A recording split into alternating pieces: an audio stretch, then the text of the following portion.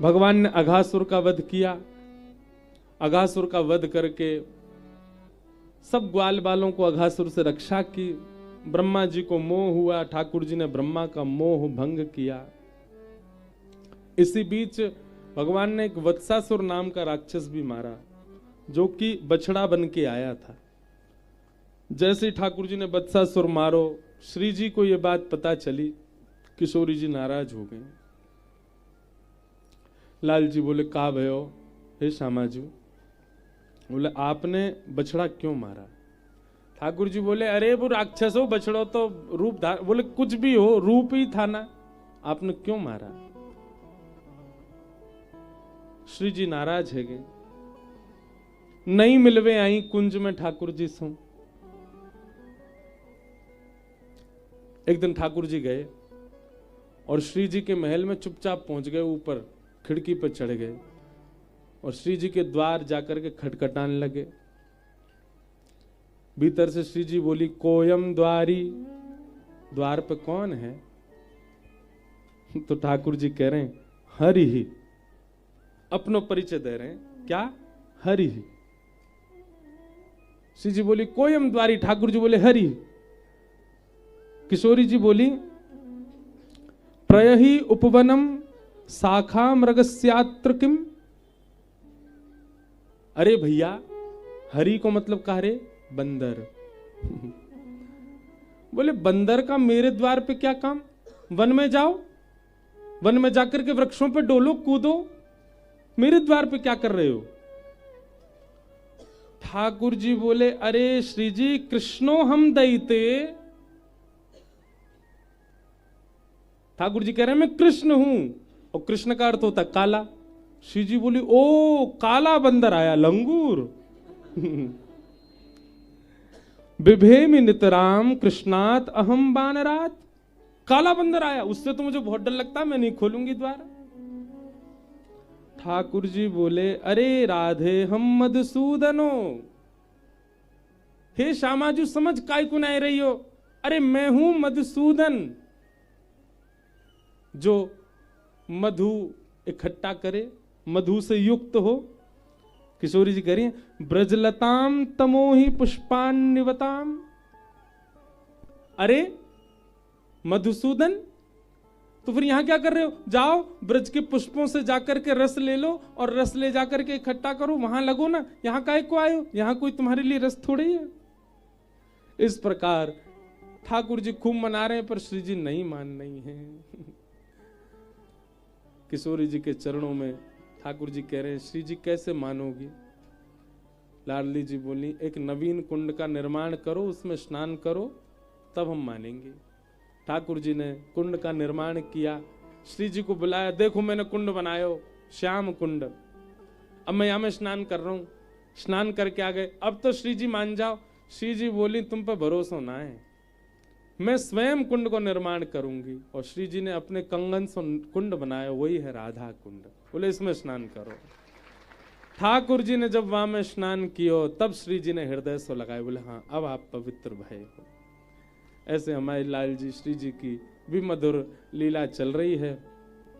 ब्रह्मा जी को मोह भयो, ठाकुर जी ने कृपा करी। ब्रह्मा जी ने स्तुति गाई, ठाकुर जी ने क्षमा नहीं किया। क्यों? क्योंकि ब्रह्मा ने सब ब्रजवासी ठाकुर जी तो दूर कर दिए, प्रेम के स्वरूप को समझ नहीं पाए। धेनुकासुर का वध किया ठाकुर जी ने, बड़ी सुंदर कथा है धेनुकासुर वध की भी। धेनुकासुर जो था, ये गधे के रूप में था। किस रूप में? और इसी समय भगवान को पता चली कि यमुना जी में कालिया नाग है, और जिसकी वजह से यमुना जी पूरी विषैली हो गई है। ठाकुर जी बोले, कालिया नाग को भगाना है, पर कालिया नाग को हम कैसे भगाएं? बोले, क्यों, क्या बात है? बोले, संग में दाऊ दादा है ना, जो दाऊ दादा शेष नाग हैं। कौन है? और नाग के आगे दूसरे नाग है, कैसे मारूं मैं? ये कछु भी हो, मन में तो इनकी यूं रहेगी। सो ठाकुर जी ने कैसी युक्ति करी, बड़ी मधुर कथा है। सब ग्वाल बाल गए, बोले, लाला एक बहुत सुंदर बगीचा है, बा में हम खेलवे जामे। सब भीतर थे धेनुकासुर एक राक्षस है, वो हमको घुसन ना दे गधा के रूप में। सो ठाकुर जी बोले, सबरे राक्षसन को मारवे को ठेका मैं नहीं लियो है। एक आध राक्षस बल दाऊ दादा तू मरवाओ।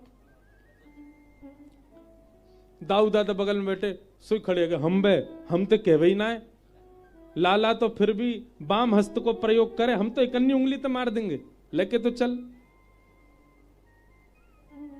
दाऊ दादा चौड़ गए। ठाकुर जी बोले अब काम बनेगो, लेकिन काम बनेगो कैसे? जे तो नेक में मार के आ जाएंगे, कालिया नाग मारवे के काजे तुम्हें बहुत समय चाहिए। तो ठाकुर जी ने दूसरी योजना बनाई।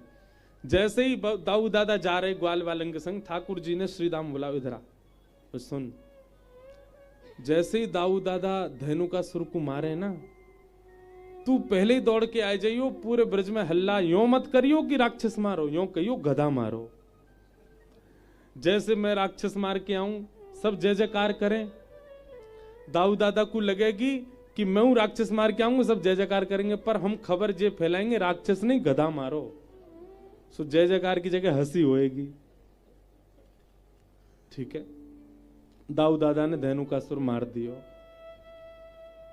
सब जय जयकार करने लगे। सब रे ग्वाल बाल दाऊ दादा की जय हो, हमारे बलराम जी महाराज की जय हो। दाऊ दादा बोले ए मधुमंगल श्रीदामा सुनो। बोले हाँ। लाला जब राक्षस मारे कहा है सबरी गोपी वाकी ऊपर पुष्प बरसा में, सबरी वाकी आरती करें, सब बाकी बलैया लें। तुम एक काम करो, बोले कहा पूरे वृंदावन में हल्ला मचाए तो मैंने राक्षस मारो, और यूं कह दो दाऊ दादा आ रहे हैं ग्वाल बालन के संग, सबरे थाली लेके खड़े हो जाएं। अब मैं अपने मोहते कहूं अच्छो नाले, तुम पहले ही जाके कह दो सबनते, तो ठीक है। लेकिन दोनों इतने चतुर, दोनों ने जाके सब जगह अरे सुनो सुनो देखो आज कहा भयो। बोले कहा भयो? दाऊ दादा ने बेचारो एक गधा मार दियो। जैसे ही दाऊ दादा आए, दाऊ दादा तो ऐसे शर्माए से प्रवेश कर रहे, आज सबरी गोपी मेरी बल्लैया लेंगी, आरती करेंगी, लेकिन सब अपनी अटारी पे खड़ी है, मुंह छुपाए के हंस रही हैं। दाऊ दादा बोले कोई पुष्प ना बरसा रहो, कोई आरती ना कर रहो मेरी। इतने में दाऊ दादा ने एक गोपी एरी हंसकाई को रही है, राक्षस मारो हमने। अरे मारो तुमने, राक्षस तो कन्हैया मारे, तुम तो गधा मारे आए हो। ओहो, ये बात सुनते ही दाऊ दादा तो फूल गए।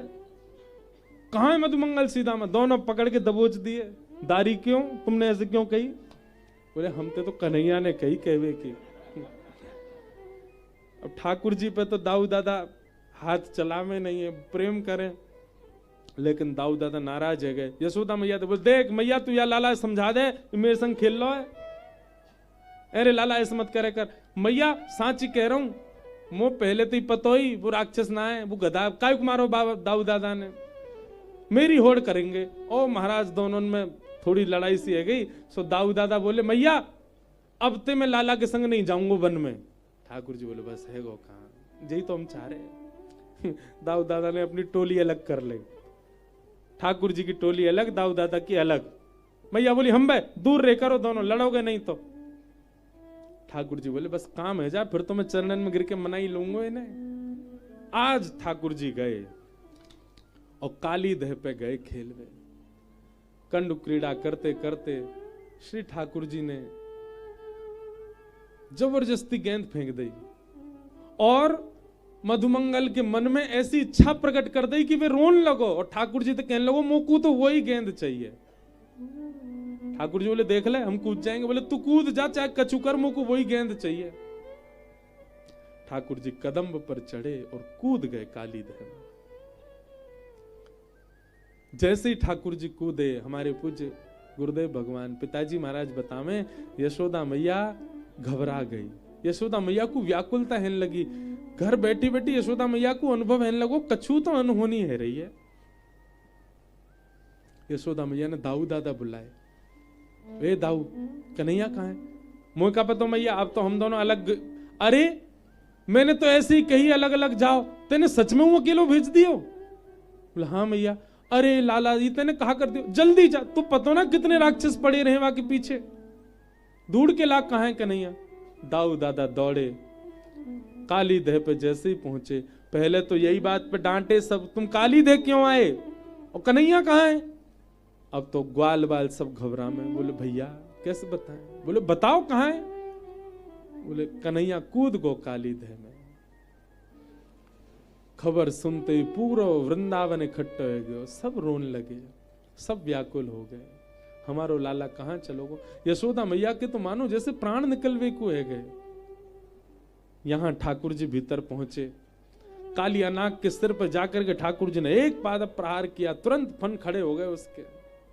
जैसे ही भगवान के ऊपर प्रहार करने लगा, ठाकुर जी ने पीछे हट गए, सो कालिया नाग को फन भगवान के मुख पे चरणन पे लगो। ठाकुर जी बोले अब तू मरेगो नहीं, तेने प्रणाम कर लियो, लेकिन तू कुछ सबक तो सिखाऊंगा। और ठाकुर जी चढ़ गए कालिया नाग के ऊपर।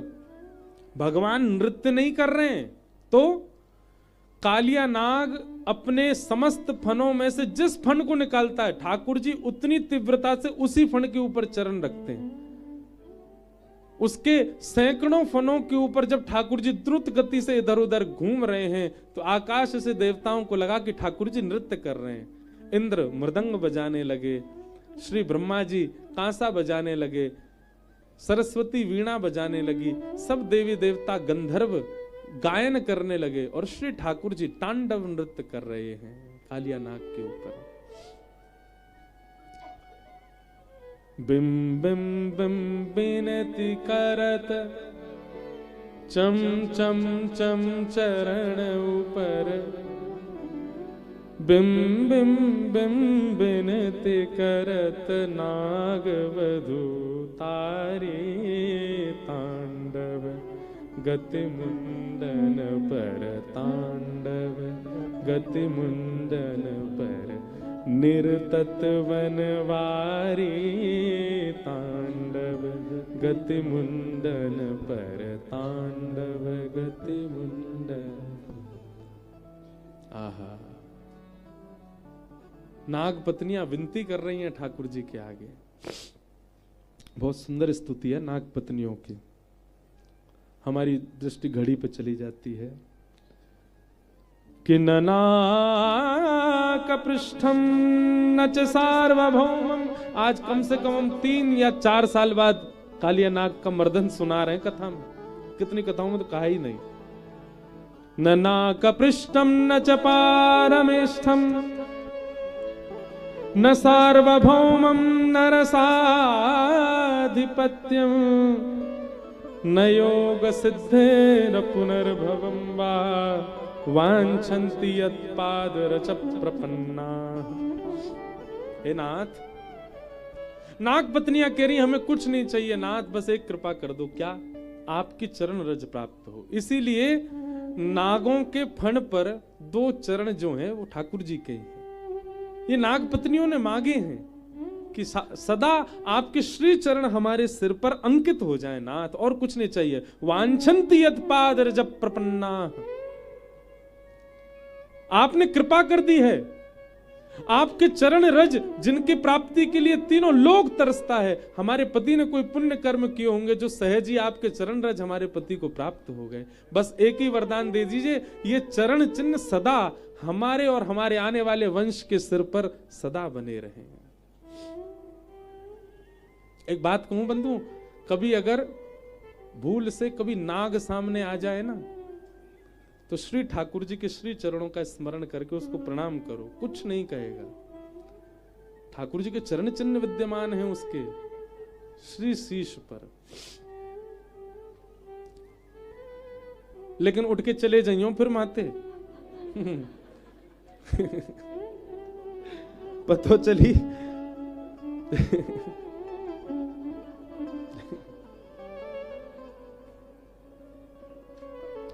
सिक्योरिटी भी बतानी पड़ती है, लोगों का कुछ भरोसा नहीं है।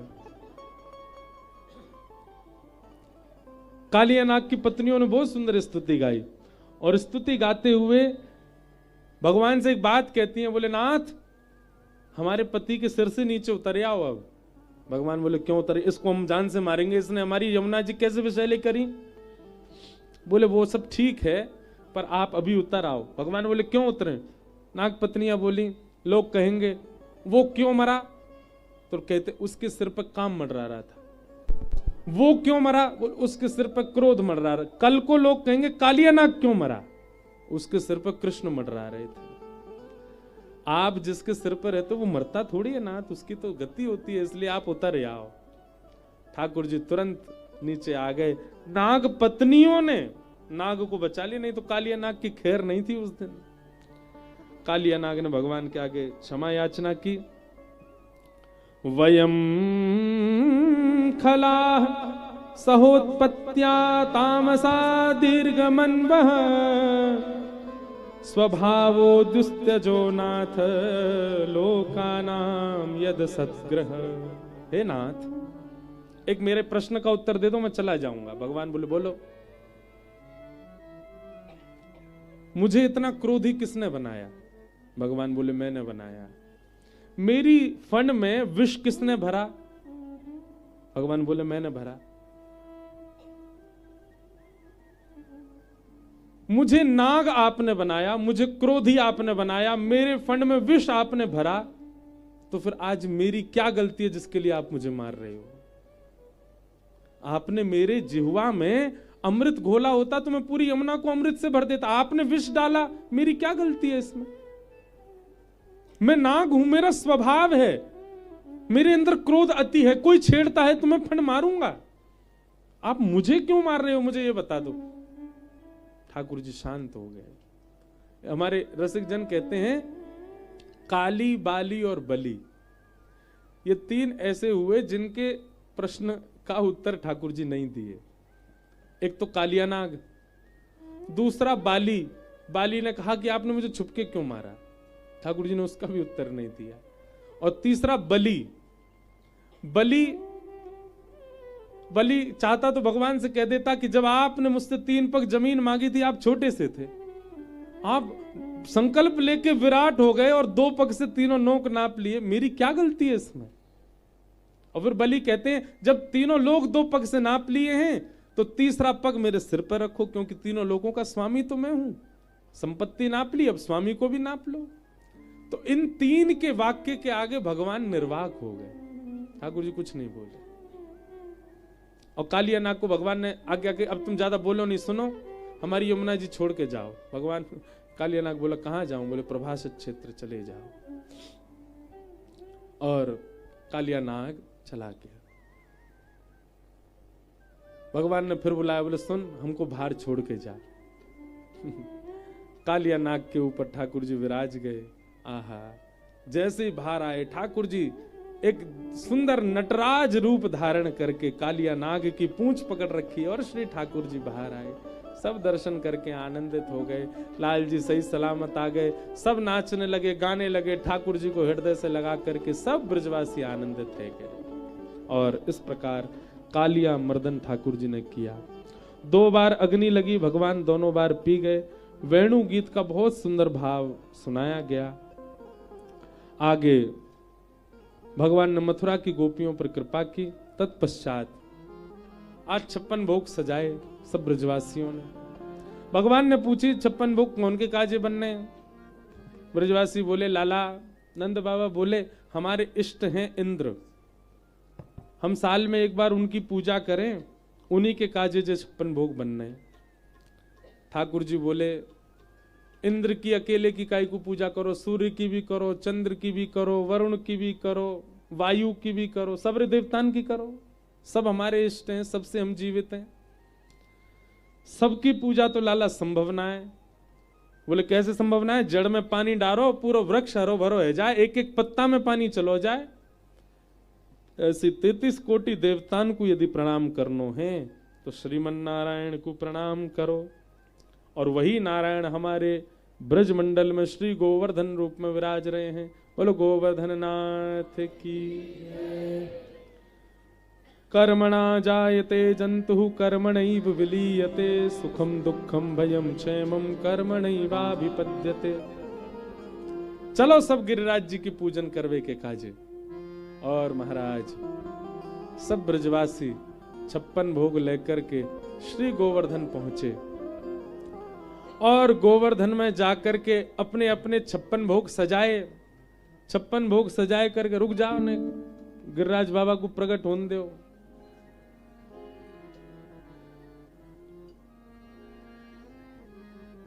सब ब्रजवासी ने 56 भोग सजाए और 56 भोग सजा करके सब ब्रजवासी ने गिरिराज बाबा को आवाहन कियो।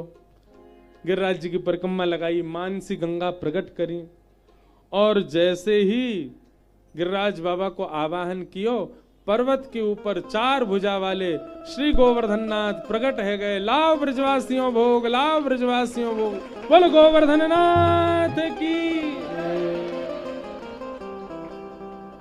बोल गिरिराज धरण की। वाह, हमारो लाला तो बेचारो दिख ही नहीं रहो कहाँ को। जय हो, बोलो गिरधर लाल प्यारे की जय। ऐसी जय बोलोगे, बोल गिरिराज धरण की, श्याम सुंदर श्री यमुने महारानी की, प्यारे गिरधर लाल की, पूछ री के लौटा की, हु प्यारे। क्या बात है बंसी वारे। एक बहुत सुंदर पद है सूरदास जी का, यह लीला सब करत कन्हाई, यह लीला सब करत कन्हाई। ये पद कौन गा रहा है पता है? किशोरी जी गा रही हैं, हमारी श्री लाडली जी गा रही हैं। पद को भाव पहले ही सुन लो। 4 भुजा वाले जो गिरिराज जी प्रकट भय वे कौन हैं? श्री कृष्ण ही तो हैं। 4 भुजा वाले बनकर के प्रकट है गए, और 2 भुजाते नीचे खड़े हैं। 4 भुजाते देवता बन के खड़े हैं और 2 भुजाते अर्चक पुजारी बन के खड़े हैं। तो हमारी किशोरी जी दूर खड़े होकर के गिरिराज जी को दर्शन कर रही हैं। गिरिराज जी कौन है? किशोरी जी के हृदय हैं, और हृदय में कौन विराजे? श्री कृष्ण। तो जब 4 भुजा वाले ठाकुर जी प्रकट भये, तो किशोरी जी या दृश्य को देखकर, ये एक निकुंज की लीला है, ध्यान से सुनियो। किशोरी जी पर्वत के ऊपर खड़े 4 भुजा वाले इनको देख रही है, और फिर दृष्टि घुमा के नीचे खड़े 2 भुजा वाले इनको देख रही है। दोनों श्री कृष्ण ही हैं। तभी नंद बाबा आए और आकर के लाला तो बोले, लाला चल गिरिराज बाबा प्रकट है गो, पूजन करिया में। ठाकुर जी ऊपर गए और ऊपर जाकर के अपने हाथ से गिरिराज बाबा को चंदन लगा रहे हैं। अब गिरिराज जी भी वही हैं, श्री कृष्ण ही गिरिराज जी हैं। किशोरी जी सब सखीनते कह रही हैं, आहा या छवि पे बलि बलि जाऊं। क्यों? बोले आज तक तो सब श्री कृष्ण को श्रृंगार करें, पर आज श्री कृष्ण ही श्री कृष्ण को श्रृंगार कर रहे हैं। अपने हाथ से ही अपना श्रृंगार कर रहे हैं। यह लीला सब करत कन्हाई, यह लीला सब करत कन्हाई। उत जेमत गोवर्धन के संग, उत जेमत गोवर्धन के संग। बोले ऊपर जाकर के तो गिरिराज जी को खवा रहे हैं, और कैसी दृष्टि दिख रही है श्री किशोरी जी को कि ठाकुर जी मठरी लेकर के गए और गिरिराज बाबा को खिला रहे हैं, मतलब अपनी स्वरूप को खिला रहे हैं। और गिरिराज बाबा क्या कर रहे हैं? नेक्सो सब पाके अपने ही झूठो ठाकुर जी को पवा रहे हैं। आहा, उत जेमत गोवर्धन के संग, उत जेमत गोवर्धन के, और इत राधा संग प्रीत बढ़ाई, इत राधा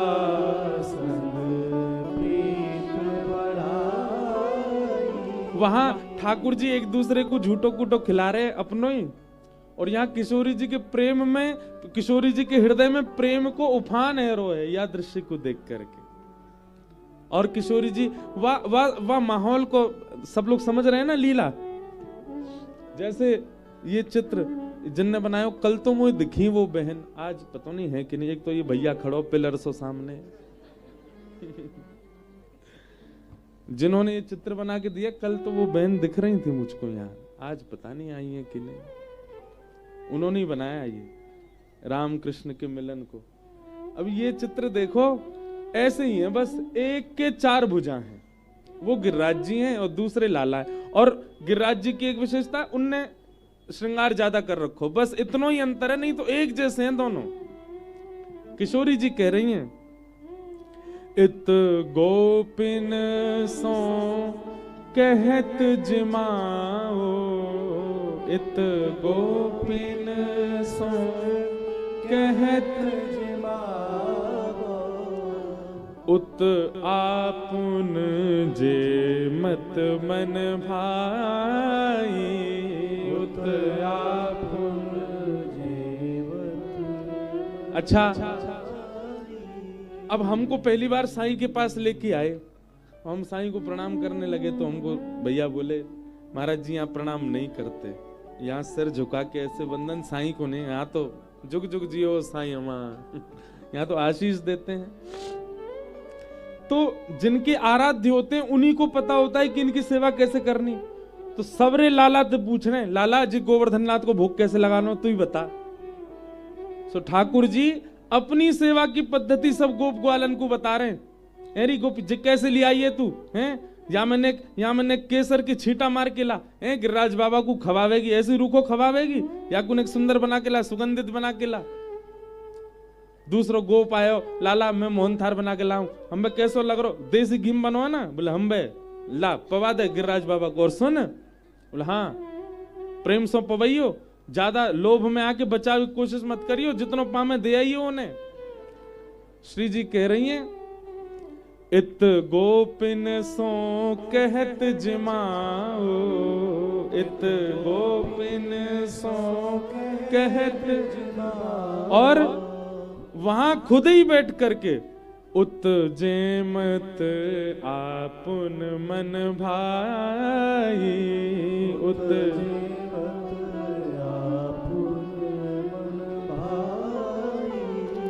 सूरदास सबके सुखकारी, सूरदास सबके सुखकारी, भक्त हेत अवतार सदा है, भक्त हेत अवतार सदा, यह लीला सब करत कन्हाई,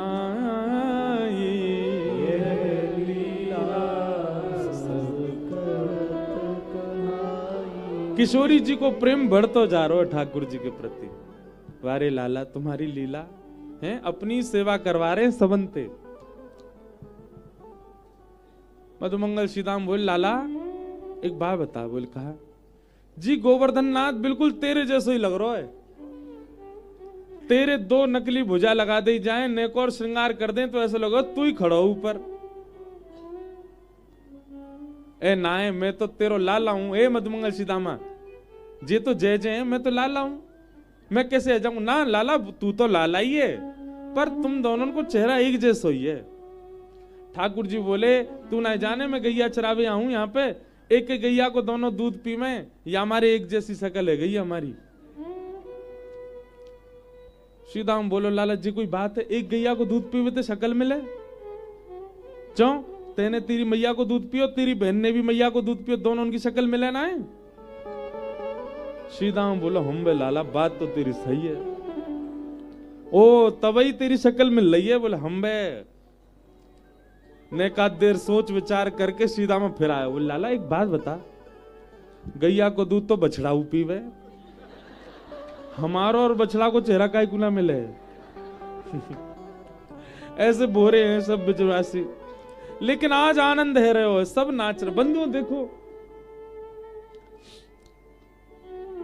लीला तो थोड़ी सी होती है, पर उस थोड़ी सी लीला का विस्तार चिंतन से आता है। हमने कितनी बार अनुभव किया, कथा कहते कहते कई भाव वो आ जाते हैं जो कहीं सुने नहीं, जो कहीं पढ़े नहीं, जो किसी ने बताए नहीं। इसका मतलब क्या है? ये सूरदास जी को लीला दिख रही है, कुम्मन दास जी को दिख रही है, मीराबाई को दिख रही है, वो लीलाओं का वो वर्णन कर रहे हैं जो भागवत में भी नहीं लिखी हैं। हमारे साईं को ऐसी ऐसी लीलाओं के दर्शन होते, ये लीला तो प्रत्यक्ष सबने सुनी।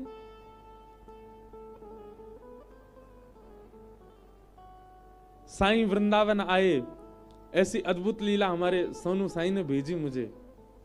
वृंदावन आए और जैसे वृंदावन आए, वृंदावन की वायु देख करके, वायु का अनुभव करके साईं आनंदित हो गए, कोकिल सखी बन गए, वृक्षों को हृदय से लगाने लगे, रज में लौटने लगे। यमुना जी का दर्शन करके मन में भाव प्रकट हुआ, मानो श्री कृष्ण अभी स्नान करके निकले हों, तभी सांवली हो गई हैं। तभी आपके चिंतन में आया कि ऐसे मधुर स्थान पर हमारे इष्ट होने चाहिए। तभी एक रत्न सिंहासन श्री यमुना जी के पुलिन पर प्रकट हो गया और उस रत्न सिंहासन के ऊपर साक्षात श्री राघवेंद्र सरकार और श्री सीता जी प्रकट हो गए, जानकी जी प्रकट हो गए। जानकी जी और श्री राघव जी को देख करके कोकिल सखी दोनों की बलैया ले रही है, जुग जुग जियो मेरे सरकार, जुग जुग जियो, आनंद करो। अब वो रथ जो सिंहासन है, वो सिंहासन ऐसा सिंहासन, अब ये कोकिल सहचरी मन में विचार कर रही है, वो ऐसा सिंहासन है कि जहां का विचार करें वो सिंहासन वहीं पहुंच जाता है। तो कभी कुंज गलियों को दिखा रहे हैं और सब जगह कोकिल सखी कह रही हैं, हे सियाजू, ये गलियां कितनी सुंदर हैं, यहाँ के वृक्ष कितने मधुर हैं, यहाँ की रज कितनी पावन है, यहाँ की वायु कितनी सुगंधित है, ये स्थान कितना मधुर है ना। और यहाँ के सब भावों को देखकर के सियाजू बड़ी प्रसन्न हो रही हैं। थोड़ी देर तो कोकिल सहचरी की दृष्टि पूरे वृंदावन में घूम रही थी, पर थोड़ी देर बाद श्री सियाजू की मुस्कान पर अटक गई। मानो मन में भाव आयो, कोटि कोटि प्रसन्न करवे वारे ऐसे भाव श्री सियाजू पे वार दूं, हमारी श्री जानकी जी कभी उदास नहीं हो, सदा प्रसन्न रहे, आप जुग जुग जियो, ऐसे प्रसन्न रहो, ऐसी हमारी भाव। तभी कोकिल सहचरी के मन में भाव आयो कि भाई घर में आए मेहमान को स्वागत होना चाहिए। या व्रज वृंदावन में आज साक्षात अवध नरेश, साक्षात अवध की राजकुमारी पधारी हैं, अवध की महारानी पधारी हैं, तो वृंदावन के जनन को इनको स्वागत करना चाहिए। नंद नंदन और श्यामाजू को आना चाहिए, आकर के इनको स्वागत करना चाहिए। कोकिल सहचरी के मन में आए जो भाव वो तुरंत प्रकट होते हैं। जैसे ही कोकिल सहचरी ने पीछे मुड़ के देखो तो श्यामा श्याम दोनों चले आ रहे हैं। यहाँ राघव जी और सियाजू विराज रहे हैं यमुना जी के तट पर, और सामने से ठाकुर जी और किशोरी जी आ रहे हैं। दृश्य देख करके कोकिल सहचरी के नेत्रों से अश्रुधार गिर रहे हैं। जय हो जय हो। ज्यों ज्यों ठाकुर जी राम जी के समीप आ रहे हैं, यहाँ राधिका जी श्री किशोरी जी जानकी जी के समीप आ रही हैं, त्यों त्यों कोकिल सहचरी के मन में उमंग भर रही है।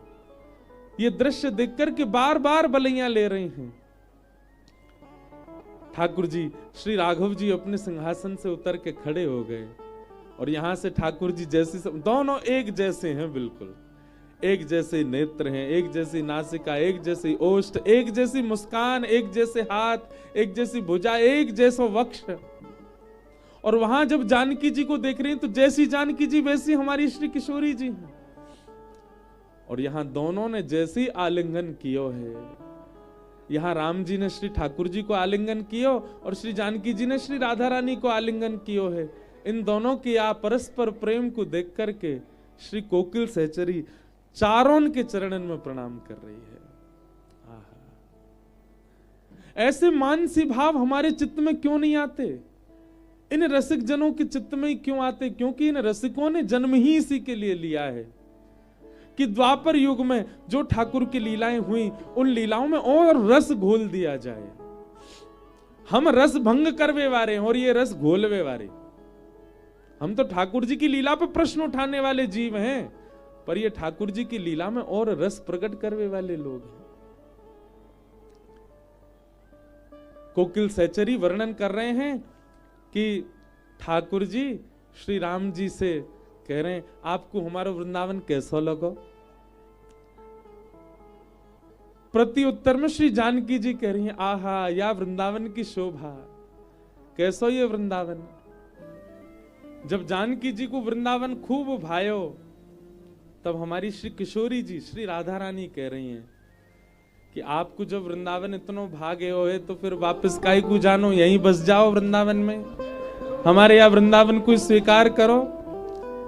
और अभी तो युगल डोले और फिर चारों डोले करेंगे, हम चारों एक संगी विराज जाएंगे यहाँ पे।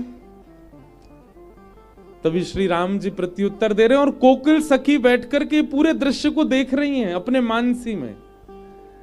तब राम जी कह रहे हैं कि देखो, हम तो मर्यादा पुरुषोत्तम हैं और आप लीला पुरुषोत्तम हो। हम मर्यादा को ध्यान रखें, आप लीला को ध्यान रखो। हमारी तो मर्यादा है कि पिताजी की आज्ञा से श्री अयोध्या की नगरी सौंपी गई है, हमें सेवा को अवसर मिलो है, तो हमें तो जानो पड़ेगा। और आप प्रेम पुरुषोत्तम हो, आप तो प्रेम की मर्यादा देखो।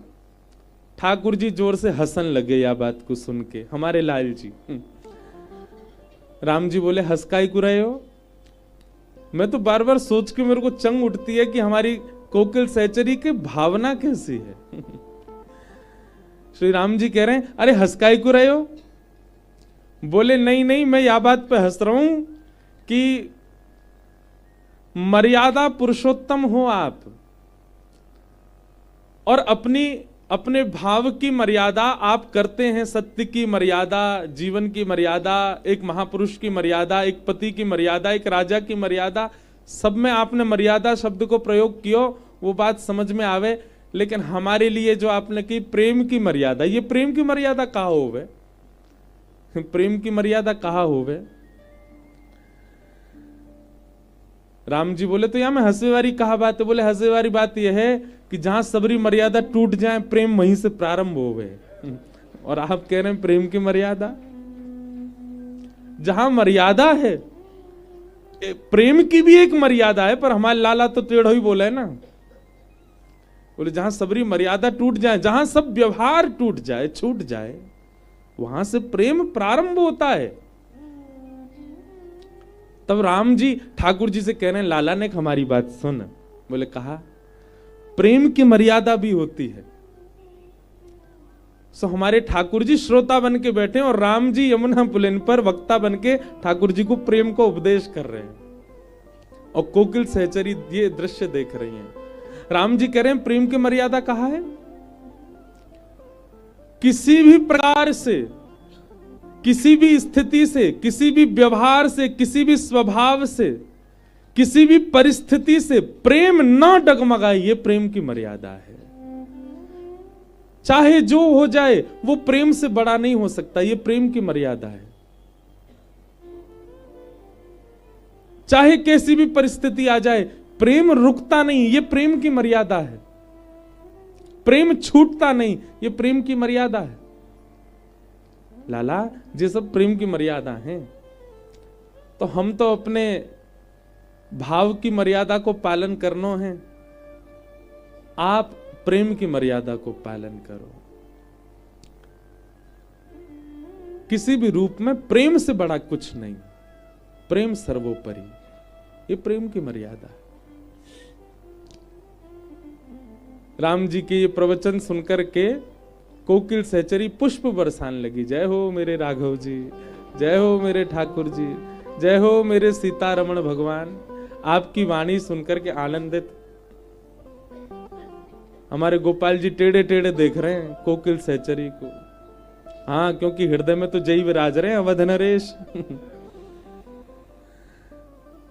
दोनों के परस्पर या मिलन को देख करके ठाकुर जी कोकिल सहचरी से कह रहे हैं, अरे सहचरी, आज तुम इतने आनंद में हो, कुछ मांग ले हो। बोले, मोकू बस एक ही भाव चाहिए। कहा कि हमारे श्री सिया राम जी, श्री राघव जी और हमारी श्री जानकी जी ऐसी प्रसन्न रहें, बस ये जुग जुग ऐसे ही आनंद में रहें। इनके मुखमंडल पर कभी शुष्कता नहीं आवे, कभी संकोच नहीं आवे, कभी भी कोई कष्ट इनको पीड़ा नहीं देवे। वैसे तो ये सर्वोपरि है, इनको कोई कष्ट नहीं होगा, पर आप दोनों युगल मिलकर के हमारे दोनों युगल को जितना हो सके प्रेम प्रदान कर दो, आनंद प्रदान कर दो, सुख प्रदान कर दो, और कुछ नहीं चाहिए। ये सदा ऐसे ही राजी रहें, प्रसन्न रहें बस। दुनिया की स्थिति युगल तक पहुंची है, पर हमारे कोकिल सहचरी तो चारों को दर्शन कर रही है। दोनों युगल अवध के, दोनों युगल वृंदावन के एक साथ, और इसी भाव में ही संपूर्ण वृंदावन वास किया श्री कोकिल सहचरी ने। आज भी कोई हमारे साईं के दर्शन करे तो पहले दर्शन में वाकू ये लगेगा गोद में श्री लाडली लाल जी विराज रहे हैं, क्योंकि वृंदावन में तो निश्चित है गोद में लाल जी और लाडली जी होंगे। लेकिन जब पूछेंगे तो कहा कहेंगे आप ही बताओ कौन बैठे हैं। साईं के हृदय से पूछो तो श्री जानकी जी और राम जी हैं। एक प्रकार से हम आपको एक बात सिद्ध करके आज कह दें, जादना आपको इनकी गोद में 2 नहीं 4 दिखाई दें, समझियो अब साईं की कृपा भई है। ये 2 नहीं है, ये एक तरफ जो लाला बैठे हैं ना, ये दोनों लाला एक संग बैठे हैं, और एक तरफ जो लाली बैठी हैं, दोनों लाली एक संग बैठी हैं। हमको 2 ही दिख रहे हैं, पर ये चारों बैठे हैं। ऐसी कोकिल सहचरी वृंदावन सो ऐसी नेह लगी, वृंदावन ही श्री आपको भाव बन गया। इसीलिए स्वामी श्री अखंडानंद जी महाराज ने स्वयं किसी का चरित्र नहीं लिखा, लेकिन आपका चरित्र लिखा, क्योंकि आपके भाव की गम्यता इतनी ऊंची है।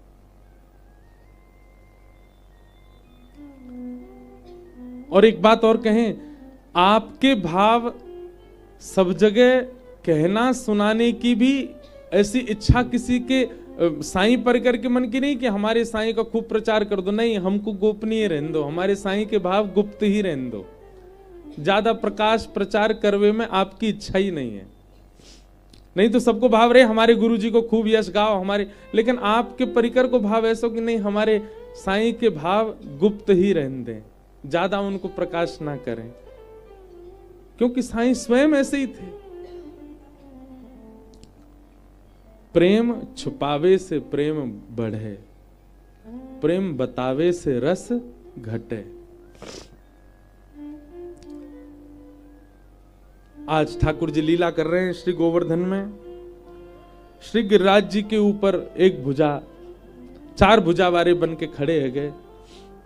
सब ब्रजवासी ने 56 भोग पधराए, प्रेम से गिरिराज जी ने भोग लगायो। इंद्र को पतो चली कि मेरी पूजा बंद है गई है। मानी इंद्र ने खूब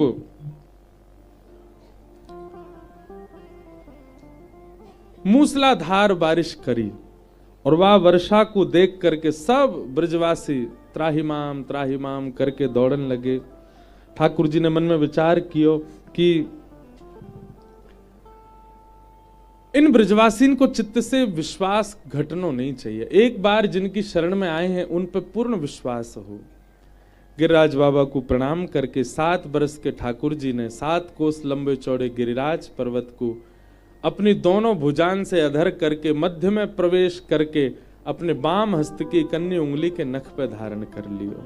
बोल गिरवरधारी गोपाल की जय। सब ब्रजवासी दौड़ करके गए और सब ने जाय जाय करके अपनी छड़ी लगा दी। लाला बोलो वृंदावन बिहारी लाल की। पूज्य गुरुदेव भगवान को बारंबार प्रणाम वंदन जय।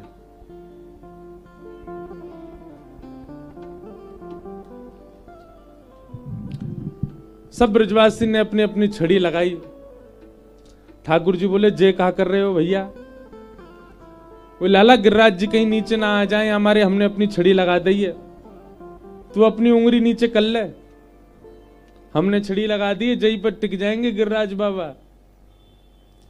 ठाकुर जी बोले वाह ब्रजवासियों तुमको प्रणाम है, तुम्हारी छड़ी पर टिकेगा ये 21 किलोमीटर लंबा चौड़ा पर्वत।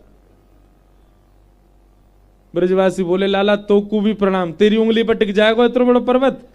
हमारी तो फिर भी छड़ी है, और एक आध ना है, लाखों ब्रजवासी इनकी लाखों छड़ी है। अरे सांची कह रहा हूं जो मेरी उंगली पे टिक रहे हैं। वो हम सांची कह रहे हैं जी, हमारी छड़ी पे टिक रहे हैं। ठाकुर जी बोले तो फिर एक ही चीज रहनी चाहिए, या तो उंगली रहे या छड़ी रहे। वो लाला तू अपनी उंगली नीचे कर ले, हमारी छड़ी में खूब ताकत है, साध लेंगे गिरिराज जी है। ठाकुर जी बोले फिर सोच लो, चटनी बन जाओगे सबरे। ब्रजवासी आपस में चर्चा करें, नेक सो लाला मोह धोवो आवे ना यहाँ पे, ऐसे खड़े होगो जैसे यही ना उठा रखे हैं गिरिराज जी, कर ले नीचे उंगली। ठाकुर जी बोले संभालो तो फिर गिरिराज जी है। जैसे ही ठाकुर जी ने नेक उंगली नीचे करी महाराज, सब ब्रजवासी की छड़ी टूटन लगी, गड़गड़ करके गिरिराज जी नीचे आने लगे। ब्रजवासी सब बोले लाला संभाल संभाल संभाल। ठाकुर जी ने फिर से अपनी उंगली धारण कर ली। अब तो दूर दूर तक सब ब्रजवासीन की छड़ी टूट गई, कोई ब्रजवासीन को एक छड़ी को भी भार नहीं, अकेले ठाकुर जी खड़े हैं। गोवर्धन धारण लीला कितनी सुंदर है बंधुओं। एक बात सुनिएगा, व्यक्ति जब भार उठाता है तो उसके घुटने भी मुड़ जाते हैं। थोड़ा भारी सा, अब ये कोई स्पीकर उठावे तो कैसे उठाएगा, नेक घुटने झुकेंगे, कमर झुकेगी, सीधा खड़ा नहीं हो सकता, भार लेके थोड़ा झुकेगा। हमारे ठाकुर जी गिरिराज जी कैसे धारण कर, पीछे देखो बिल्कुल सीधे ऐसे। ये तो गिरधर स्वरूप श्रीनाथ जी को ऐसा, पर ऐसे खड़े बिल्कुल सीधे। मानो ब्रजवासीन को ये अविश्वास होना स्वाभाविक है। लाला को एक अंग भी जो त्रिभंगी है वो आज बिल्कुल सीधा खड़ो है, न्यो गिरिराज जी धारण करके। 21 किलोमीटर लंबे चौड़े गिरिराज जी को धारण कर रहे हैं सीधे खड़े है के, और 20 ग्राम की बंसी धारण कर रहे हैं टेढ़े मेढ़े है के। यहां तक कमरों टेढ़ी कर ली, पामों टेढ़े कर लिए, सिरों टेढ़ो कर लियो। क्यों? ठाकुर जी कह रहे हैं गिरिराज जी भारी थोड़ी हैं, वंशी में प्रेम है, प्रेम भार युक्त है, प्रेम भार है। मोए संसार को भार ना लगे, मोए प्रेम को भार लगे, और प्रेम के भार के कारण पूरे वृंदावन में त्रिभंगी विराज रहे हैं। आज मुझसे किसी ने पूछा त्रिभंग लली के स्वरूप का वर्णन करो, ये है त्रिभंग लली। त्रिभंग यानी कि 3 जगह से जो भंग हैं। भंग शब्द तो विचित्र है, पर ठाकुर जी 3 जगह से टेढ़े हैं। कैसे? पहले तो पामन से टेढ़े, दोनों पाम टेढ़े मेढ़े कर रखे हैं लाल जी ने।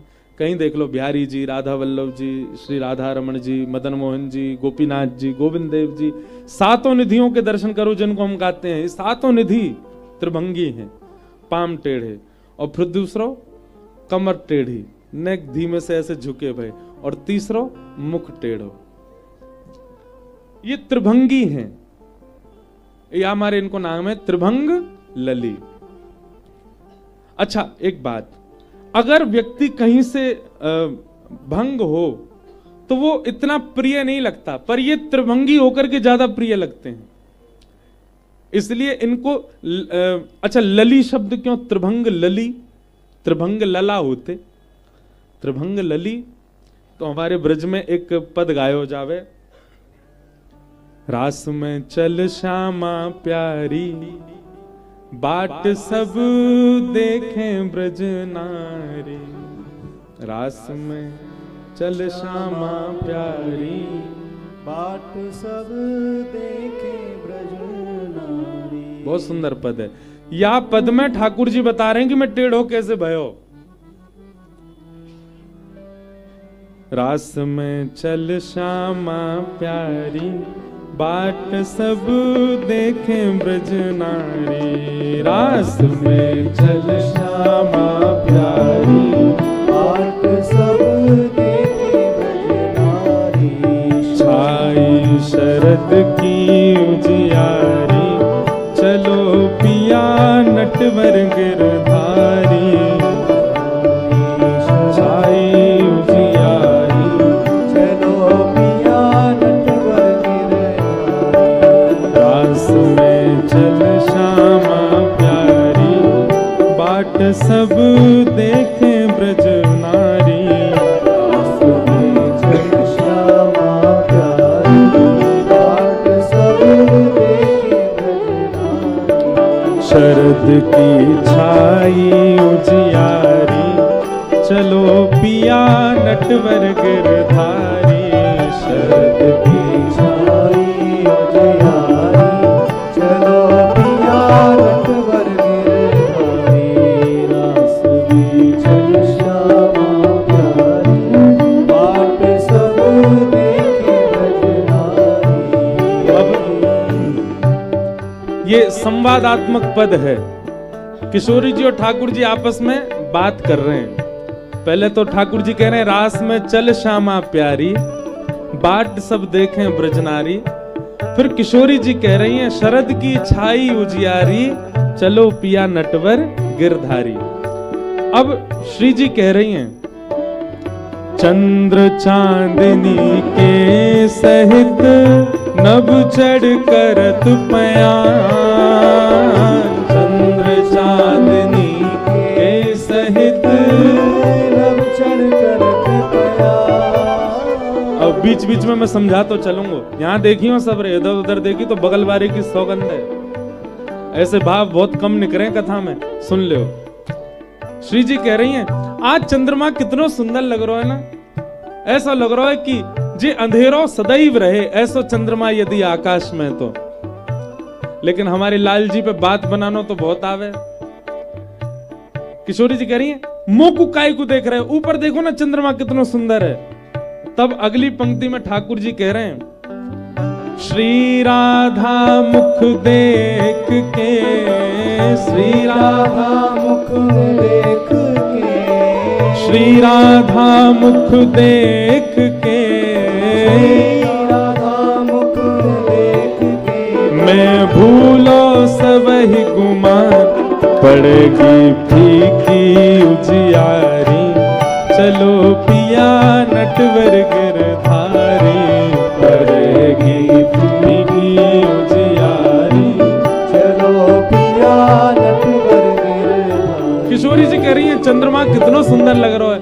और बगल में ठाकुर जी कह रहे हैं चंद्रमा है छोड़ो, मैं तो आपके आगे कोई कछु दिखे ही ना रहो। हे श्यामाजू आप कितनी सुंदर हो, कहा चंद्रमा को देखना। अरे मैं आरसी लेके आऊं, तुम खुद ही देख लो कितनी प्यारी हो। ठाकुर जी की सब बात सुन के किशोरी जी कह रही हैं बात बनाना तो कोई तुम ते सीखे। ऐसी मक्खन सी बातन ने जन कहां ते सीख के आमे। और लाला तुम चिंता नहीं करो, तुम्हारी बातन पे मुंह भरोसा ना। ठाकुर जी बोले क्यों है, जाको पूरा अंग ही टेढ़ होगा कि बात सीधी कैसे है सके। श्री जी कह रही हैं सहज टेढ़ बतरान में टेढ़ो है तेरो अंग। सहज टेढ़ बतरान में टेढ़ो है तेरो अंग। हाँ सहज टेढ़ बतरान में टेढ़ो है तेरो अंग। सहज टेढ़ बतरान में टेढ़ो है तेरो अंग। ठाकुर जी श्री जी कह रही हैं टेढ़ी टेढ़ी बात करवे वारे पूरा अंग ही टेढ़ो तुम्हारो, या हमारे बात भी सीधी है ना सके तुम्हारी। ठाकुर जी बोले पूछोगी ना कि मेरो अंग टेढ़ो कैसे भयो। किशोरी जी बोली बताओ। बोले यशोदा मैया ऐसा सुंदर श्रृंगार करके भेजे, ऐसा सुंदर श्रृंगार करके भेजे। अब बाकी गोपीन को तो मैं नेक नेक देर को देखवे को मिलूं, बाकी इनकी तो नजर गुजर कभी कभी स्पर्श कर जाए, पर मैं पूरे दिन तुम्हारे पास रहूं। तुम अपने आंखन दे बड़ी बड़ी आंखन ने खोल के ऐसे ऐसे ऐसे कटाक्ष भर के मोह देखें, बात मेरा अंग टेढ़ा है।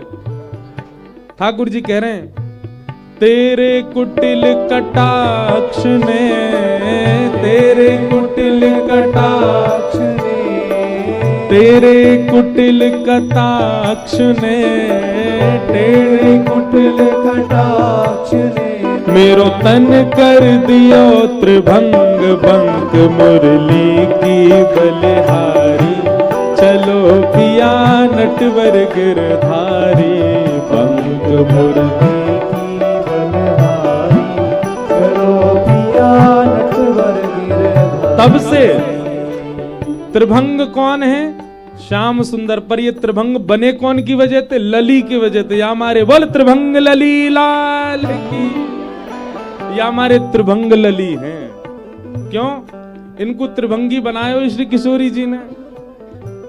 तेरे कुटिल कटाक्ष ने, तेरे कुटिल कटाक्ष ने, ओ मेरो तन कर दियो त्रिभंग बंक, प्रगुटी की बलिहारी, चलो पिया नटवर गिरधारी।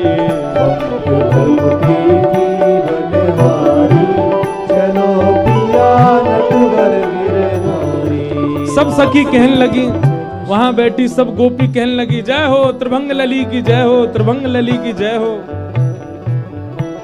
किशोरी जी उठ के खड़ी है गई।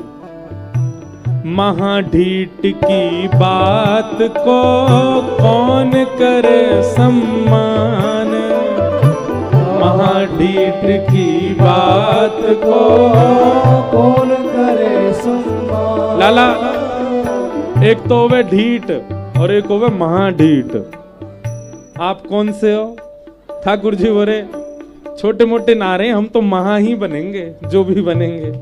महाढीठ की बात को कौन करे सम्मान। अगली पंक्ति में ठाकुर जी कह रहे हैं, हरी श्यामाजू ने सुन के जाओ।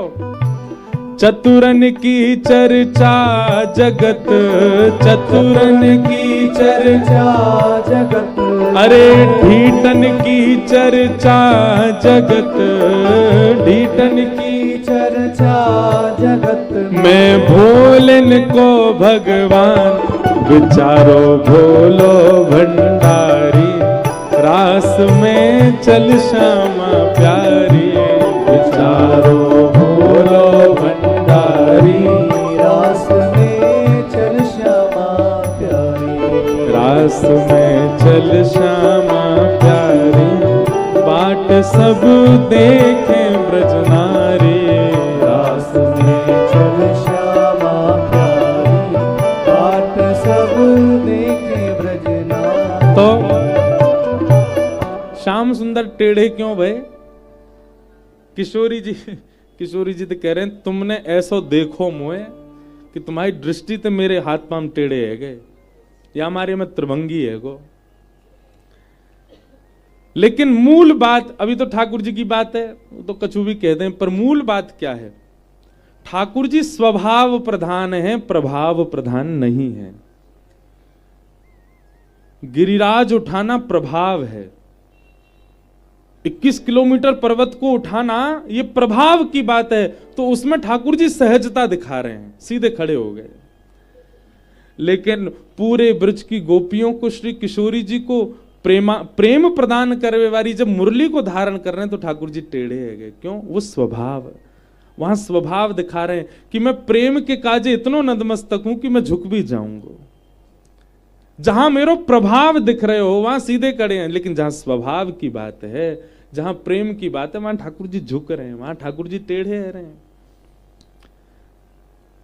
ठाकुर जी ने गिरिराज जी धारण किए। सब ब्रजवासी ने अपनी छड़ी का टूट गई सबन की। लाला आज तो मुझे लगा गिरिराज उत्सव ही होगा, सबरी लाल लाल साड़ी पहन के बैठी हमारी बहन, ब्याह होएगा। अब तो ब्याह कर ले हो, लाला लाल पहन के आए हो। बताओ 2 दिना में इनको जन्म है गो, अब ब्याह करवे आ गए।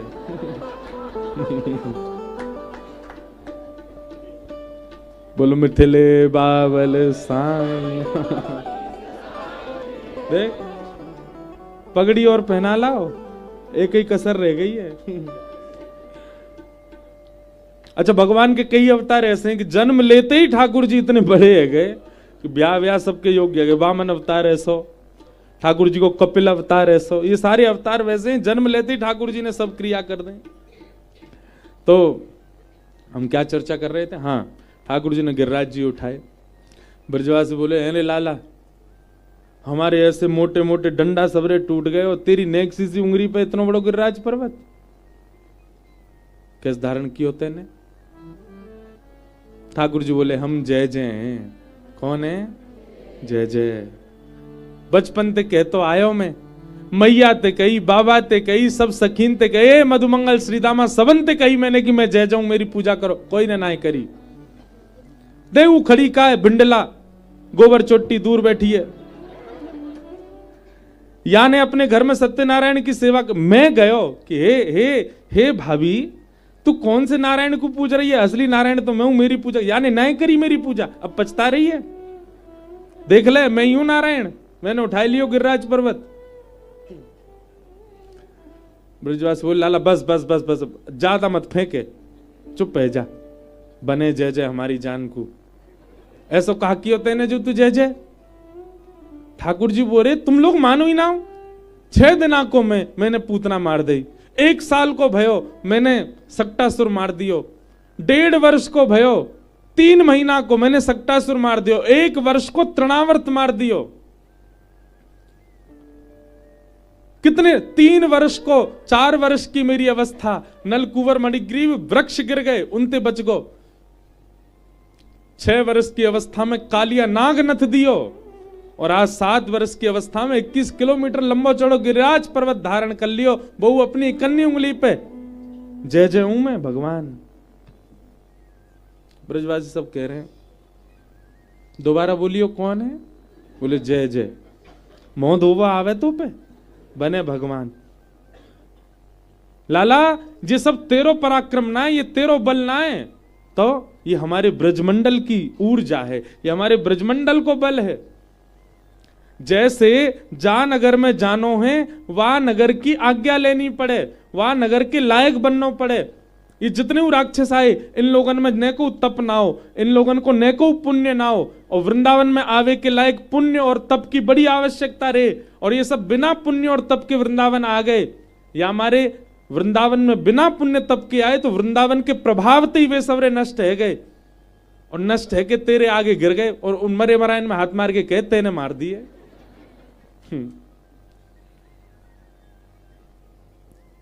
पूतना ने जैसे ही वृंदावन में प्रवेश किया ना लाला, वहां को सबरो बल कम है तो गयो, कम है तो गयो, ज्यो ज्यो पग आगे बढ़ाती गई बल कम है। जैसे ही शून्य बचो, सोई तेरे सामने आ गई, मर गई। वो मरी मराई में हाथ मार के वो करो मैंने मार दी 6 दिना की ने। ऐसे ही सबरे राक्षस आए, और सबरे राक्षस तेरे पास आते गए, और तेरे पास आते शून्य गए, मरे मरायन में हाथ मार के होके मैंने मारो। ये तेरो बल ना है। ये बात तो गोपियां गोपी गीत में भी कह रही हैं, जयत तेधिकम जन्मना ब्रज। हे श्याम सुंदर, आपके जन्म लेने से ब्रज की महिमा और बढ़ गई। ये और शब्द क्यों लगा? इसका मतलब क्या है? ब्रज की महिमा तो पहले से ही है, ब्रज तो पहले से ही श्रेष्ठ है, ब्रज तो पहले से ही योग्य है, पर आपके जन्म लेने से ब्रज की महिमा बढ़ गई, ब्रज की महिमा श्रेष्ठ हो गई। लेकिन हमारे ब्रज के आचार्य गण इसका अर्थ दूसरा भी लगाते हैं। वे कहते हैं ते जन्मना ब्रजम अधिकम जयति। इसका अर्थ तो हुआ कि आपके जन्म से ब्रज की महिमा बढ़ी। पर एक संत कह रहे हैं, बोले लाला सांची पूछो तो तुम ब्रज में जन्मे या हमारे तुम्हारी महिमा है गई।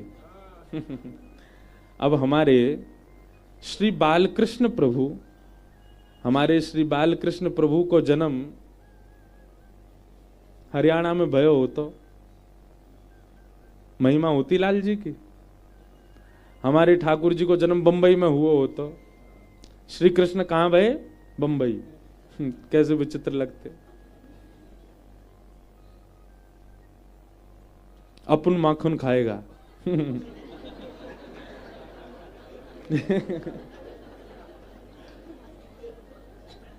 ऐसे ही बोलते हैं वहां। मुझे तो आती नहीं बंबई की जो भाषा है, वैसे तो मराठी है।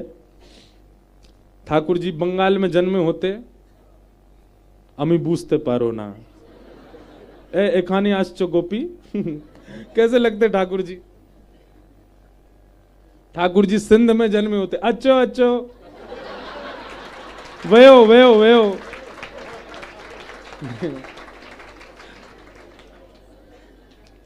ठाकुर जी ब्रज में जन्मे हैं, और ब्रज में जन्मे हैं या हमारे उनकी महिमा ज्यादा। कैसी भाषा ठाकुर जी की। मैं भगतन को दास, भगत मेरे मुकुटमणि। हे लाला, तुम ब्रज में जन्मे हो या हमारे तुम्हारी महिमा ज्यादा है। जयत ते धिकम जन्मना ब्रज, हमारे ब्रज के रसिक कह रहे हैं कि गोपियां कह रही हैं, हे लाला तुम अंतर ध्यान है कि इतराओ नहीं। आज वैसे गोपी गीत आना है कथा में, पर अब ऐसे ही भाव आ रहा है, तुम हमसे अंतर ध्यान होके इतराओ नहीं, भूल मत जाइयो, या ब्रज में जन्मे या हमारे तुम्हारी महिमा ज्यादा। हमारे ब्रज के रसिक कह रहे हैं, विपिन राज सीमा से बाहर, हरिहु को ना ही निहार, रेमन वृंदा विपिन बिहार। ठाकुर जी यदि ब्रज से बाहर जन्मे, ठाकुर जी यदि ब्रज से बाहर प्रकट है जाए प्रत्यक्ष, तो उनको भी ना ही निहार। ब्रज में जन्म, देखो ये मोहर लगा रहा हूं हमारी बात पे, हाँ सही कह रहे हो, बिल्कुल सच कह रहे हो। तो ब्रजवासी कह रहे हैं, लाला जे तेरो बल ना है कि तेने पूतना राक्षसी मारी, अघासुर बकासुर मार दिए, जे तो हमारे ब्रज को बल है। और या ब्रज में जो आवे वाके पुण्य खत्म है जाए और नष्ट हेते हेते संयोग ते तेरे पास ही पहुंच जाए वास में, और तुम्हारे मरायन में हाथ मार के कहते तेने मार दिए। ठाकुर जी के नेत्र सजल हो गए, एक हाथ तो गिरिराज, दूसरे हाथ ते बलैया ले रहे ब्रजवासी। तुम्हारी बुद्धि को प्रणाम है ब्रजवासियों, कहां पहुंचे हो बताओ, कहा सोच रहे हो। बोले लेकिन लाला जी गुर्राज उठानो तेरी लीला अलग है। या के काज तू हमें बता, तेने कौन से टोना टोटका सीखो। अरे यशोदा मैया, ये तेरो लाला गैया चरावे वन में जावे, वन में कोई बाबा फाबाते टोना सीखे आए हो है, वही तो यानी गिरिराज जी उठाए।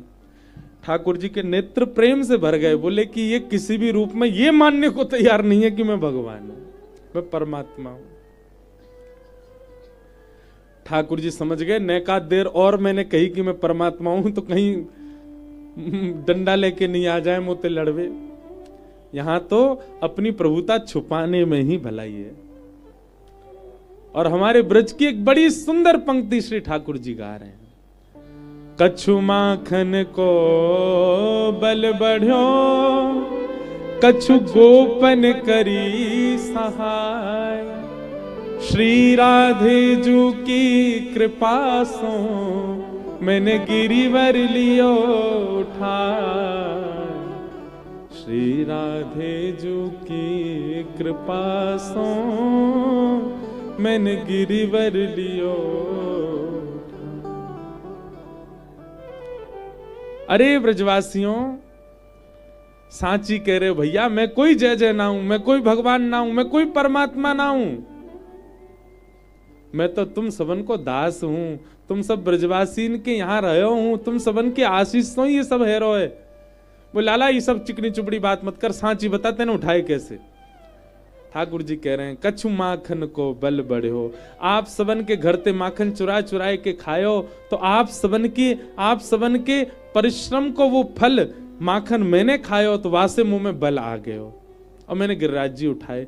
पर अकेले माखन के बलते इतना बड़ो कार्य ना है सके, तो कछु गोपन करी सहाय। आप सब गोप ग्वालन ने मेरी ओर टकटकी लगाए के देखी, आप सबन को बल मुंह में आ गए, मैंने गिरिराज जी उठाए लिए। मैंने सुनाई एक दिन कथा, ब्रजवासी सब बोले तभी तो हम कहें हम कमजोर कैसे पड़ गए, हमारी कमजोरी कैसे, हमारी सबन के बल ले लियो लाला ने। और श्री राधे जू की कृपा सो मैंने गिरिवर लियो उठाए, श्री किशोरी जी की कृपा से मैंने गिरिराज जी उठाए।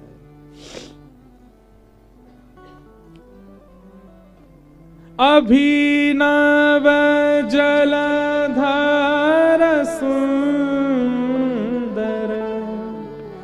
धृत मंदर, धृत मंदर श्री मुख चंद्र चकोर, जय जय देव हरे। श्री मुख चंद्र चकोर, जय जय देव। ये पंक्ति मुझे बहुत प्रिय लगती है, क्योंकि मेरे पीछे जो स्वरूप है ना, वो इसी पंक्ति का ही स्वरूप है। जयदेव महाप्रभु कहते हैं इंद्र ने जब अभिनव जल को बरसाया, और दूसरा अर्थ लगाते हैं कि अभिनव जल यानी कि बहुत गहरा जल, उस गहरे जल का जैसा स्वरूप होता है वैसा स्वरूप है श्री कृष्ण का। मतलब श्री कृष्ण की कांति कैसी है? गहरे जल के समान, मतलब सांवली। अभिनव जल के समान जो अति सुंदर हैं श्री कृष्ण, उन्होंने क्या किया? धृत मंदर अपनी बाम हस्त की कन्नी उंगली पर गिरिराज जी धारण कर लिए। जयदेव महाप्रभु कहते हैं, बोले नाथ, बहुत ध्यान पूर्वक सुनिएगा इस वाक्य को। जयदेव महाप्रभु कहते हैं, नाथ, आपने 7 दिन 7 रात्रि तक गिरिराज जी को धारण करके रखा। ठाकुर जी बोले, हाँ। ऐसा कैसे हो सकता है कि इंद्र को 7 दिन में पता नहीं चला कि आप परमात्मा हो? उसको कैसे नहीं पता चला कि एक छोटा सा 7 वर्ष का बालक पर्वत कैसे उठा सकता है? ब्रजवासी तो भोले हैं, ब्रजवासी तो सीधे हैं, ब्रजवासी तो प्रेम में सने हुए हैं, उनको ये ना दिखना स्वाभाविक है। पर इंद्र तो ज्ञानी था, इंद्र को तो पता चल जाना था कि ये आप परमात्मा हो। फिर वो 7 दिन तक क्यों बरसाता रहा? ठाकुर जी बोले, हमको क्या पता, इंद्र को पता नहीं चली होगी कि हम परमात्मा। बोले, ऐसा हो नहीं सकता। इसके पीछे की एक दूसरी भावना मुझको मन में आ रही है, कहीं ठाकुर जी वैसा तो नहीं है। ठाकुर जी बोले, क्या आ रहा है तुम्हारे मन में? जयदेव महाप्रभु कहते हैं, मुझे ऐसा लगता है इतने सारे ब्रजवासी खड़े हैं और तभी आपने दृष्टि घुमा करके देखा कि श्री किशोरी जी बिल्कुल आपके सामने खड़ी हैं। और जैसे ही आपने किशोरी जी को देखा गिरिराज जी धारण करके, आपने मन में विचार किया, अरे भैया जे बहुत बढ़िया अवसर मिलो। वैसे तो किशोरी जी कभी यहाँ ते दिखें, कभी यहाँ ते दिखें, कभी पीछे ते दिखें, कभी दूर ते दिखें, कभी पास ते दिखें। अब बहुत बढ़िया अवसर है, चारों तरफ ते ब्रजवासी घिच पिच के खड़े भये हैं और बीच में किशोरी जी खड़ी, हेलऊ ना सकें। अब बढ़िया है, इनको टकटकी लगा के निहारूंगा, खूब देखूंगा, एक पल के काज भी अपने नेत्र दूर ना करूंगा। आपने तो बल्कि इंद्र को और इशारा किया, ए इंद्र, तो पे जितनी सामर्थ हो बरसाए दे, इतनी वर्षा कर कि युगों युगों तक मैं यूं ही खड़ो रहूं और श्री जी को निहारता रहूं। हे ठाकुर जी, आपने गिरिराज पर्वत को ब्रजवासियों की रक्षा के लिए उठाया, पर 7 दिन तक उठाए खड़े रहे, क्योंकि आपके सामने श्री जी खड़ी हैं, किशोरी जी खड़ी हैं। उनके मुख को देखने के लिए आप गिरिराज जी धारण करके खड़े। श्री मुख चंद्र चकोर, जय जय देव हरे। श्री मुख चंद्र चकोर, जय जय देव हरे। श्री राधा मुख चंद्र चकोर, जय जय देव हरे। श्री राधा मुख चंद्र चकोर, जय जय देव हरे। जय जय देव हरे। जय जय देव हरे। श्री जयदेव महाप्रभु कहते हैं, श्री मुख चंद्र चकोर, जय जय देव हरे। आप श्री जी को निहार रहे हैं और उनको निहारते निहारते खड़े, इसलिए आप 7 दिन तक खड़े रहे नाथ। श्री राधे जू की कृपा सो मैंने गिरिवर लियो उठा। और दूसरा एक अर्थ हमारे ब्रज में सुनाते हैं कि जब ठाकुर जी ने गिरिराज जी धारण किए तो सबसे ज्यादा व्याकुल हो गई श्री यशोदा मैया। और यशोदा मैया को तब गर्गाचार्य जी की वो बात याद आई। श्री गर्गाचार्य जी कहते हैं कि हे मैया, आपको लाला नारायण के समान गुण वालो है, पर फिर भी कभी आपके लाला की शक्ति क्षीण है रही हो तो आप वृषभानु नंदिनी श्री श्यामाजू को ले आई हो और अपने लाला के समीप खड़ो कर दियो। वो या की आह्लादनी शक्ति है, वहां से आपके लाला को बल क्षीण नहीं होएगा। आज यशोदा मैया दर दर घूम रही हैं और सब जगह पूछ रही हैं श्यामाजू कहाँ है, वृषभानु नंदिनी कहाँ है, किशोरी जी कहाँ है। स्वयं वृषभानु जी कह रहे हैं, हे मैया, मैं खुद 3 दिन आते ढूंढ रहा हूं, लाली मिलना ही रही है, जन कहाँ गई। तभी मैया ने कही, बोले जब ते लाला ने गिरिराज जी उठाए, किशोरी जी मिलना ही रही हैं। जा शिला के ऊपर ठाकुर जी खड़े हैं, वह शिला के पीछे जाकर के जब यशोदा मैया ने देखो, श्री किशोरी जी एक आसन पर बैठी हैं और टकटकी लगा करके श्री गिरिराज जी को देख रही हैं। किशोरी जी के नेत्रन, अपलक नेत्रन से एक ऐसी ऊर्जा प्रकट हो रही है, जहां ऊर्जा पे श्री गिरिराज जी टिके भय हैं। हमारे ठाकुर जी तो यूं ही उंगली लगा के खड़े हैं, वास्तव में गिरिराज जी तो श्री किशोरी जी उठा के खड़ी है। और असली गिरधर लाल तो हमारी श्यामाजू है। अच्छा एक बात बताएं आपको, जो श्रीनाथ जी का स्वरूप है ना, हमारे गिरधर लाल जी का जो स्वरूप है कैसा है, ऐसे उसमें जो भुजा है ना, ये ठाकुर जी का जो बाम अंग है वो श्री किशोरी जी हैं। उसी भाव से ठाकुर जी की सेवा होती है, उसी भाव से श्रृंगार होता है। वो किशोरी जी ही हैं, उर्द बाहु जो हैं श्रीनाथ जी। महाप्रभु जी को रास का दर्शन हो रहा है, बहुत ध्यान से सुनना। और रास में श्री किशोरी जी उर्द बाहु होकर के नृत्य कर रही हैं, दोनों भुजा उठा के नृत्य कर रही हैं। श्याम सुंदर कटी पे हाथ रख के नृत्य कर रहे हैं और दोनों नृत्य करते करते करते करते जैसे ही समीप आए तो श्री श्याम सुंदर और किशोरी जी दोनों चैतन्य हैं, जड़ नहीं है हमारे भांति, चैतन्य दोनों जैसी समीप आए तो अर्ध श्याम सुंदर किशोरी जी में और आधी किशोरी जी श्याम सुंदर में प्रविष्ट हो गए और रूप प्रकट है गयो श्रीनाथ। ये आधो अंग जो है ये श्यामाजू को है और आधो अंग जो है श्री लाल जी को है, दोनों एकाकार रूप में श्रीनाथ रूप में प्रकट हो गए। ये रास बिहारी भी हैं श्रीनाथ जी, ये गिरधारी भी हैं, गोवर्धन धारण करने वाला स्वरूप भी है। और क्योंकि अब हमारे लाल जी अभी आज तो नहीं है, समीप से अगर आप देखो तो एक यहां से नाग जा रहे हो है, इसलिए वे कालिया नाग मर्दन भी हैं। अनेक रूप हैं एक ही स्वरूप में। कोई ने मुझसे पूछे कि श्रीनाथ जी त्रिभंगी क्यों नहीं है, जैसे हमारे राधारमण, राधा वल्लभ और श्री बिहारी जी त्रिभंगी हैं, श्रीनाथ जी त्रिभंगी क्यों नहीं है? क्योंकि श्रीनाथ जी के रूप में स्वयं श्री जी विराज ही रही हैं। वो अर्ध अंग जो है वो श्यामाजू को ही है। ठाकुर जी ने मन में विचार किया, मैं भले ही भंगी है जाऊं, पर हमारे श्यामाजू जब संग आमे तब त्रिभंगी नाय होनो है। श्यामाजू जब आमे तब उनको श्रमित नहीं करनो, या हमारे सीधे खड़े हैं ठाकुर जी। इसलिए ये बाम अंग जो है यहां पे वेणी भी धारण होती है, यहां चूड़ामणि धारण होती है, क्योंकि श्री जी को स्वरूप है।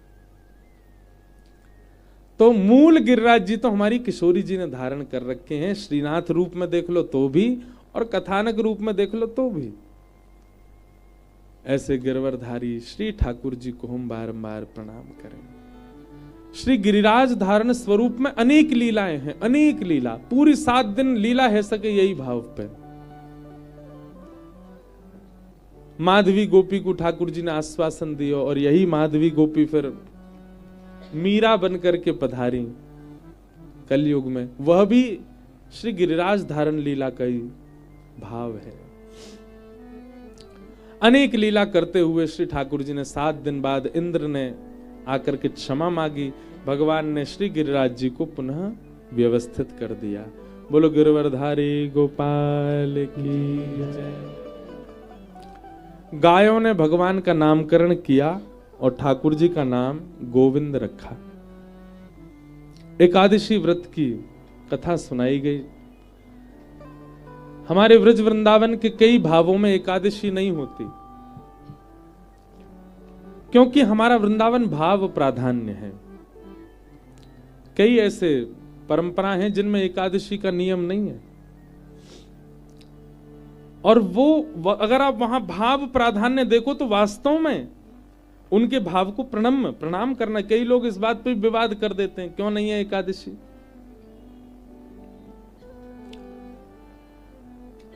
हमारे वृंदावन को भाव समझना बहुत विचित्र है, टेढ़ो काम है, हर कोई नहीं समझ सके। वृंदावन में कहीं ना कहीं ऐसा भाव है कि अगर कल ठाकुर जी को भोग लगो, कल दशमी है और कल को भोग आज एकादशी है, तो कल ठाकुर जी को भोग लगो, हम आज नहीं पा रहे। क्यों नहीं पा रहे? बोले आज एकादशी है। तो फिर भोग के प्रति अन्न भाव प्रकट होता है, तो ये दोष है। हम आप सबसे भी निवेदन करें, जो भी एकादशी निष्ठा करते हैं, अगर एकादशी वाले दिन आपके यहां कोई प्रसाद लेकर के आवे तो आप उस प्रसाद का तुरंत अंश मात्र ग्रहण कीजिए, अपने एकादशी नियम का पालन कीजिए, पर प्रसाद पाओ। अब आप कहोगे या में तो चावल है, या में तो अन्न है, या में तो वो है जो एकादशी पर, तो आप प्रसाद के प्रति अन्न भाव क्यों रखे हो? वो अन्न नहीं है। चैतन्य महाप्रभु कहते हैं महाप्रसादे गोविंदे, साक्षात गोविंद हैं। उनके प्रति अगर अन्न भाव रखोगे तो वो अन्न ही है और वो अन्न की तरह ही क्रिया करेगा। लेकिन उसके प्रति प्रसाद भाव रखो तो आप स्वीकार कर सकते हो। एकादशी व्रत का नियम बताया, तत्पश्चात अब महारास की कथा प्रारंभ हुई। रास बिहार। भगवान पिता रात्रि शरदोत्फुल्ल मल्लिका विक्षरन्तुं मनश्चक्रे योग मायामुपाश्रित। बहुत सावधानी से बैठो। आप राजभूमि वृंदावन में बैठे हैं और महाराज श्रवण कर रहे हैं। रास मतलब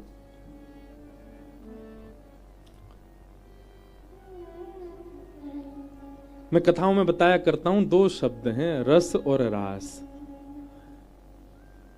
सीधा अर्थ है कि जब भगवत मिलन की कामना भक्त के चित्त में हो उसे रस कहते हैं, पर भक्त मिलन की कामना ठाकुर जी के चित्त में आए वो रास है। हमारे मन में इच्छा होती है कि हम ठाकुर जी से मिलें, हम अभी रस में व्यवस्थित हैं, पर ठाकुर जी के मन में इच्छा होवे कि मैं याते जाके मिलूं, ये रास है। मीराबाई के संग रास हुआ, सूरदास जी के संग रास हुआ, ये जितने भी भक्त हैं सबके संग रास हुआ, हमारे साईं के साथ रास हुआ। हम अभी रस में ही हैं, हमारे संग रास ना है भयो अभी तक। और रस से रास की जो यात्रा है वही भक्ति है। हमारो रस रास में परिवर्तित हो। दर्शन को नैना तपे, वचन सुनन को कान, मिलवे को हियरा तपे, हिय के जीवन प्राण। ये रस है, क्योंकि हम तड़प रहे हैं ठाकुर जी से मिलवे के काजे। हमारे मन में इच्छा है रही है ठाकुर जी से मिलन के काजे, पर जादना ठाकुर जी व्याकुल है जाए हमसे मिलवे के काजे, वही समझो वही है रास। वो रास है। अनेकों के साथ रास हुआ है, अनेकों के साथ रास हुआ है। हमारो नंबर अभी आयो ना है रास को, क्योंकि अच्छा एक और बात, रास होगा कब? जब ठाकुर जी ये देख लेंगे कि भाई ये रस से ओतप्रोत है गयो, तब रास होएगा। अभी रस में कहीं ना कहीं न्यूनता है हमारे में, इसलिए रास नहीं हो रहा है।